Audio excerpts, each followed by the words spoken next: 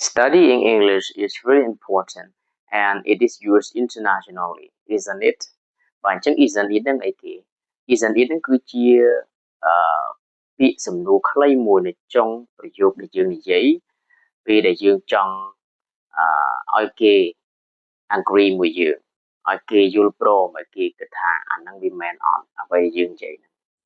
ឧទាហរណ៍ដូចខ្ញុំនិយាយអញ្ចឹងខ្ញុំនិយាយថាភាសាអង់គ្លេសគឺវាមានសារៈសំខាន់ណាស់ហើយវាត្រូវបានគេប្រើនៅលក្ខណៈជាអន្តរជាតិមែនអត់ខ្ញុំសួរបងប្អូនខ្ញុំបញ្ជាក់បងថាមែនអត់អញ្ចឹងកន្លែងអាមែនអត់នេះគឺ isn't it ហ្នឹងឯងអញ្ចឹង question tag យើងប្រើបើប្រយោគបើ statement ដើមយើងនិយាយជាប្រយោគស្របអញ្ចឹង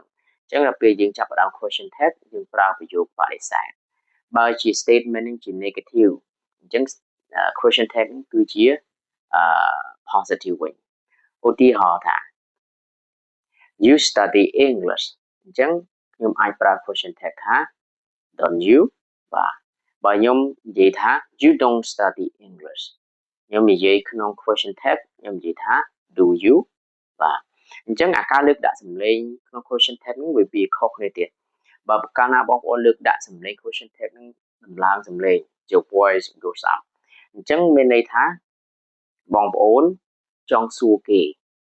បាទចង់ដឹងនៅព័ត៌មានបន្ថែមពីគេថារឿងហ្នឹងវាគិតពីពិតមែនអត់ប៉ុន្តែបងប្អូននិយាយសំឡេងស្មើឬទម្លាក់សំឡេងធម្មតាទេអាហ្នឹងបងប្អូនមិនសួរគេទេគាត់ចង់ឲ្យគេយល់ព្រមតែប៉ុណ្្នឹងទេមិនអត់តែប៉ុណ្្នឹងទេអាហ្នឹង question tag ហើយវាតាមដោយ statement ពីមុខយើងនិយាយបើជា statement ហ្នឹងជាប្រយោគជាកាល present simple question tag គឺយើងប្រើ do ឬ die ហ្នឹងទៅប្រើជា to be question tag យើងប្រើជា verb to be ដែរទៅបើក្នុងប្រយោគ statement ហ្នឹងជា present perfect ពេលដែលយើងប្រើ question tag ក៏ជា present perfect ដែរអាចយើងប្រើ have ឬ has ហ្នឹងទៅ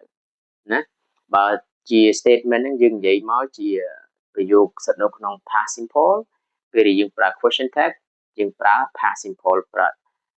did ចឹងមកឬក៏ didn't ហ្នឹងទៅបាទហើយនេះគឺជា question tag ដែលខ្ញុំដាក់ឲ្យបងប្អូនមើលតាមគំរូហ្នឹងទៅ